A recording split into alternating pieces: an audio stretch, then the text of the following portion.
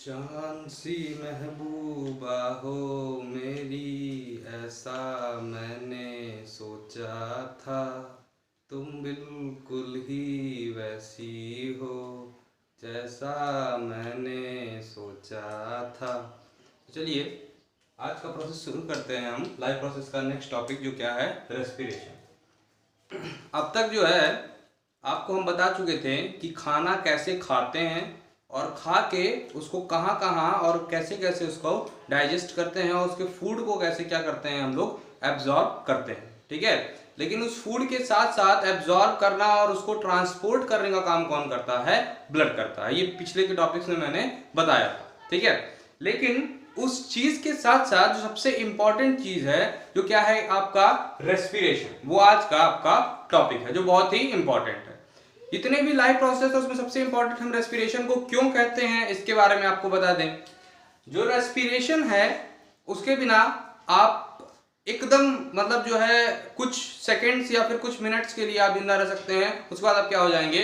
Death में। ठीक है, बाकी मान लीजिए आप खाना नहीं खाएंगे, पानी नहीं पिएंगे, तो मान लीजिए थोड़े देर तक काम चल जाएगा, थोड़े दिनों तक काम चल जाएगा, लेकिन इसके बिना फ्यू मिनट्स या फिर फ्यू सेकंड्स में आपकी डेथ हो जाएगी। ठीक है, तो पहले हम ये जान लेते हैं कि जो दो चीजें हैं, ब्रीथिंग और रेस्पिरेशन, इसमें डिफरेंस क्या है। जैसे लोग कुछ समझते हैं एक ही चीज तो है, चाहे सांस ले रहे हैं चाहे सांस छोड़ रहे हैं, वही रेस्पिरेशन है वही ब्रीथिंग, लेकिन ऐसा है नहीं। ठीक है, ये दोनों एक दूसरे से बहुत अलग हैं। ठीक है, जो ब्रीथिंग है उसमें हम क्या करते हैं? इनटेक ऑफ ऑक्सीजन, मतलब जैसे मान लो ऐसे सांस लिए तो लंग्स को फुलाएं, यहाँ पे मेरी लंग्स फूल गई हैं और मेरा डायफ्राम जो है नीचे से ऊपर आ गया है। ठीक है, ऊपर आने के कारण हम अपने लंग्स में पूरी ऑक्सीजन भर लिए हैं, और जब हम इसको छोड़ेंगे तो क्या होगा? ये लंग्स जो है फिर से क्या होंगे? रिलैक्स होंगे और डायफ्राम मेरा नीचे जाएगा, और जो हमारे अंदर कार्बन डाइऑक्साइड बनी वो मेरे अंदर से बाहर आ जाएगी। ठीक है, तो ये जो है एक तरह का फिजिकल प्रोसेस है और हम इसको परफॉर्म करते हैं क्या लेने के लिए? ऑक्सीजन को इनटेक करने के लिए। ठीक, तो ये है आपका क्या? ब्रीथिंग। देखिए यहां लिखा हुआ मैंने definition, the process of intake of oxygen and the release of carbon dioxide is called breathing. It is an physical process, it involves lungs. इसमें क्या इन्वॉल्व होते हैं? लंग्स। ठीक है, तो ब्रीथिंग को आप जान गए, लेकिन रेस्पिरेशन क्या है अब इसको बारे में मैं आपको बताऊंगा। ठीक है, अगर ब्रीथिंग नहीं होगा तो रेस्पिरेशन परफॉर्म नहीं हो सकता है, और अगर रेस्पिरेशन नहीं होगा तो हम ब्रीथिंग नहीं कर पाएंगे। तो दोनों एक दूसरे के लिए क्या है? बहुत जरूरी।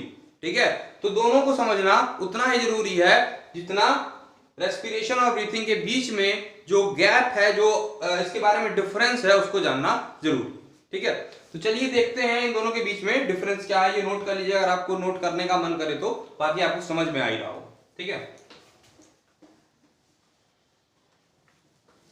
तो देखिए रेस्पिरेशन क्या होता है। पिछले क्लास में आपने पढ़ा था कि फूड को खा लिए थे हम, और फूड को क्या कर रहे थे? उसको डाइजेस्ट कर चुके। तो मान लो हमारे पास जो फूड है वो हमारे स्टमक में और हमारे स्मॉल इंटेस्टाइन में, ठीक है, रखा हुआ है। ठीक है, एकदम वेल प्रिपेयर्ड होके रखा हुआ है। उसको क्या करना है? ट्रांसपोर्ट करना है। तो ट्रांसपोर्ट कौन करता है?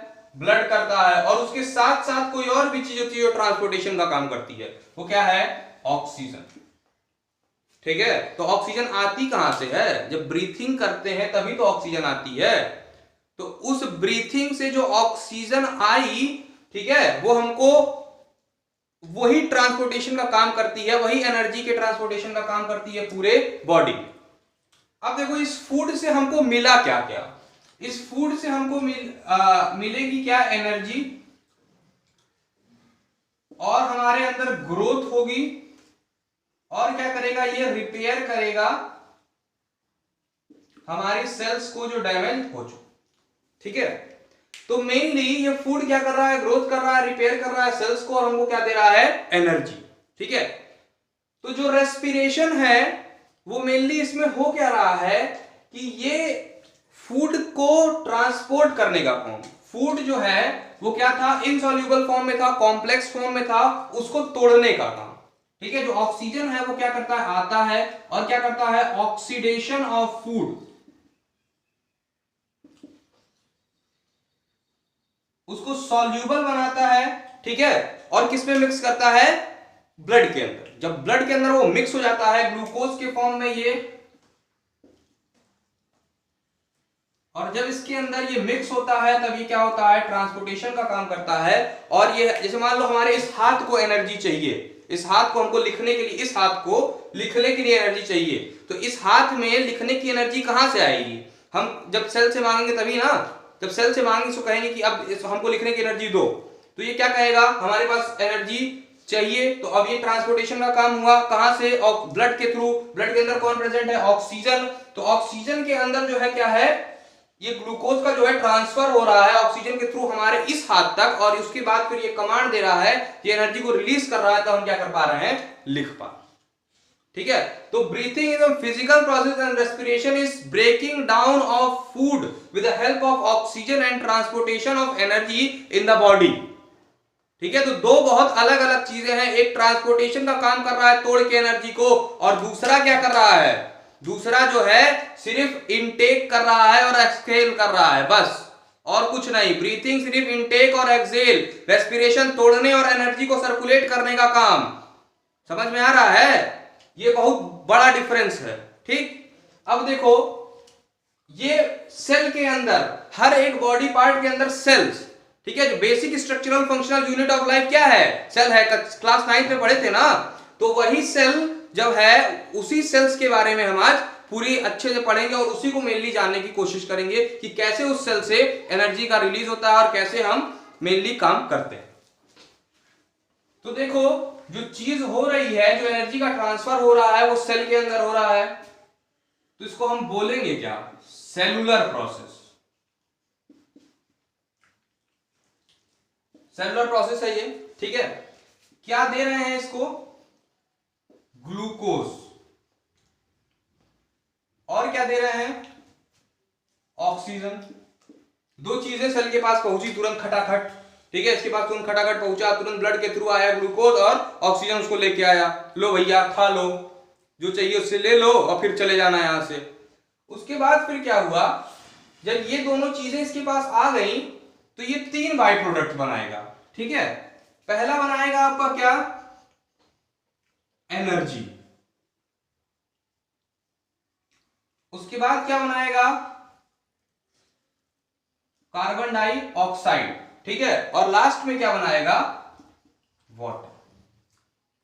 ठीक, ये तीन बाई प्रोडक्ट सेल के पास जब ग्लूकोज और ऑक्सीजन पहुंचेगा तो ये 3 बाई प्रोडक्ट आपके पास बनके तैयार होंगे।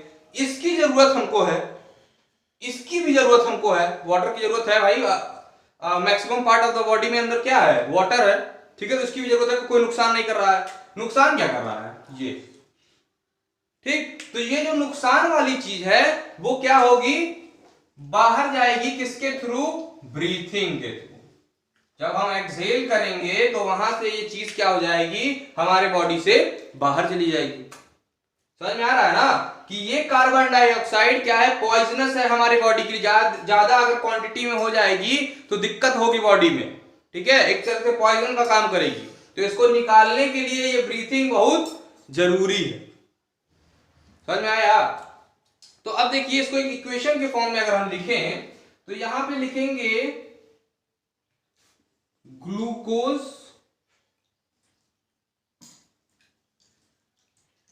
प्लस ऑक्सीजन गिव्स H2O, या हम सीक्वेंस से ही लिखते हैं, energy plus carbon dioxide plus water. ठीक, ये किसका प्रोसेस हुआ, रेस्पिरेशन। किसका प्रोसेस हुआ, रेस्पिरेशन।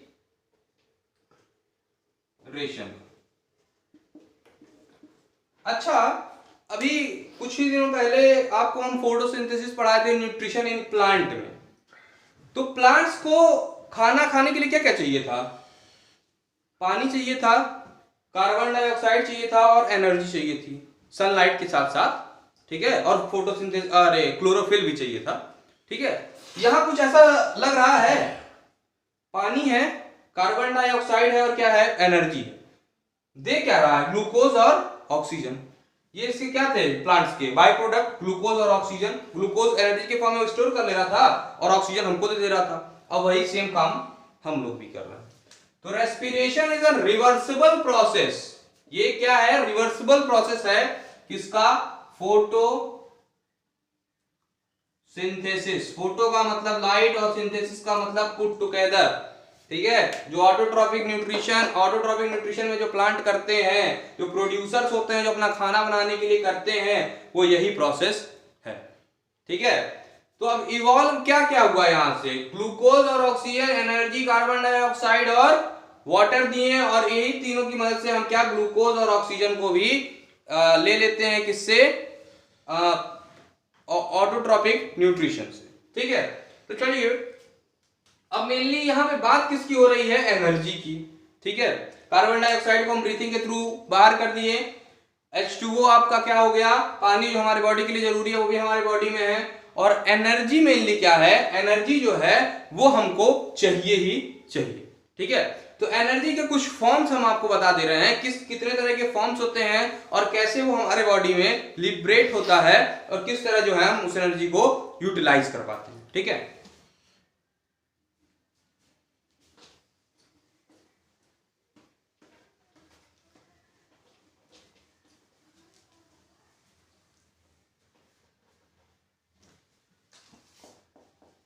फॉर्म्स ऑफ एनर्जी, तो पहले हम पढ़ेंगे एडीपी, एडिनोसिन डाई फॉस्फेट। इसमें याद रखिएगा कि यहां पे जो है दो ग्रुप्स हैं किसके, फॉस्फेट के, ठीक है। और ये एडेनोसिन जो आपको क्या प्रोवाइड करता है, एनर्जी। जैसे मान लो तुम्हारे पीछे कुत्ता पड़ गया, ठीक है, तो दौड़ोगे, ठीक है। कुछ देर बाद क्या होगा, जब बहुत तेजी से दौड़ना शुरू कर दोगे तो कुछ देर बाद तुम्हारी बॉडी क्या होगा, जल्दी जल्दी जल्दी जल्दी एनर्जी लेगी तुमसे, जल्दी जल्दी और जल्दी और जल्दी और जल्दी, ताकि हम कुत्ते से और दूर भाग सकें, ठीक है। तो जो एनर्जी का कंजप्शन हो रहा है वो धीरे धीरे क्या हो रहा है, तुम्हारी बॉडी से कम हो रहा है। क्या हो रहा है, कम हो रहा है, ठीक है। और तुमको एनर्जी क्या चाहिए, और ज्यादा चाहिए, ताकि हम उस कुत्ते से और दूर भाग सके ना। तो जब धीरे धीरे एनर्जी खत्म हो जाती है तो जो लास्ट में जो एकदम थोड़ी बहुत एनर्जी बची रहती है वो यही एनर्जी होती है, एडेनोसिन डाई फॉस्फेट, ठीक है। तो ये लो फॉर्म ऑफ एनर्जी है।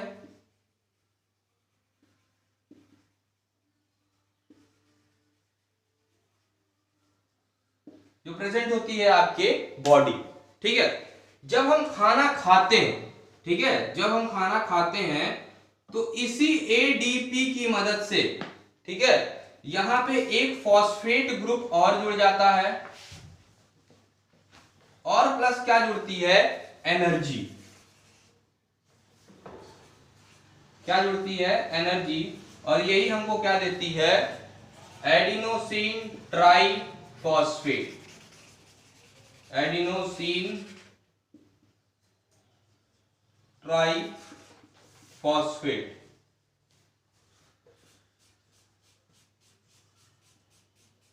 ठीक है।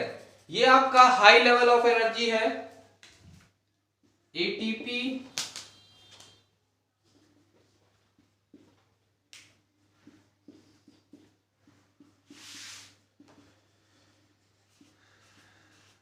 हाई फॉर्म ऑफ एनर्जी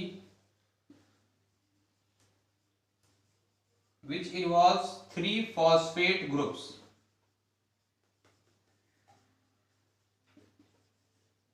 जो खाना खाने के बाद आपको जो एनर्जी मिलती है, ठीक है, वो एडेनोसिन ट्राइफॉस्फेट होती है। Excess amount of energy, high amount of energy, जो हम बहुत ज्यादा एक्सेस में जो काम कर लेते हैं वो इसकी मदद से करते हैं। जैसे मान लीजिए आप एथलीट को देखे होंगे जो 50 दिन से दौड़ रहा है, उसकी रेगुलर स्टेमिना बन चुकी होती है, तो वो थोड़ा सा और एक्सीड करेगा तो थोड़ा और तेज भाग लेगा, ठीक है। आप भी अगर पहले दिन दौड़ना शुरू करते हैं तो खूब तेजी से दौड़ते हैं, लेकिन फिर क्या होता है, जब कुछ दूर दौड़ने के बाद आपकी एनर्जी जो है कम हो जाती है। जब वो कम हो जाती है तो ये एडेनोसिन ट्राइफॉस्फेट खत्म हो जाता है और आपके पास बचता है एडेनोसिन डाइफॉस्फेट, ठीक है। लेकिन जब आप फिर से खाना खाते हैं तो ये रिवर्सिबल प्रोसेस फिर से एटीपी में कन्वर्ट होता है और फिर ये आपको हाई अमाउंट ऑफ एनर्जी देता है, जिससे आप बहुत तेजी से फंक्शन कर पाओ। ठीक है, तो ये हो गया आपका रेस्पिरेशन और ब्रीथिंग। ठीक है, और एनर्जी किस किस फॉर्म में आपको मिलती है और आपसे क्या क्या प्रोसेस ये कराती है। ठीक है, एक चीज और बता दें आपको, जो सेल्स होते हैं, ठीक है, वो मेनली जो अपने एनर्जी को स्टोर करते हैं वो माइटोकॉन्ड्रिया में करते हैं। और किससे मिल रही है एनर्जी? एटीपी से मिल रही है। ठीक है, तो ये जो एटीपी है इसको बोलते हैं हम करेंसी। किसकी करेंसी? एनर्जी की। एनर्जी करेंसी ऑफ सेल, इसको इस नाम से भी बोलते हैं। ठीक है, काफी कॉम्पिटिटिव एग्जाम्स में क्वेश्चन पूछे भी जाते हैं कि एटीपी को what is another name of ATP, तो ये आप बता सकते हैं कि एनर्जी करेंसी ऑफ सेल। ठीक है, या फिर करेंसी एनर्जी ऑफ सेल। ठीक है, तो ये आपका सेल्स जो है माइटोकॉन्ड्रिया के फॉर्म में जो है एनर्जी को कंज्यूम किए रहते हैं, और जब भी हम सेल से एनर्जी को मांगते हैं तो वो हमको इस तरह की एनर्जी देते हैं। ठीक है, तो अब रेस्पिरेशन भी जो है वो दो तरह से होता है। ठीक है, एक होता है एरोबिक रेस्पिरेशन और दूसरा होता है आपका एनारोबिक रेस्पिरेशन। ठीक है, तो अब उसके बारे में हम नेक्स्ट क्लास में आपको डिस्कस करेंगे। ठीक है, एरोबिक और एनारोबिक रेस्पिरेशन। आज के लिए बस इतना। Thank you.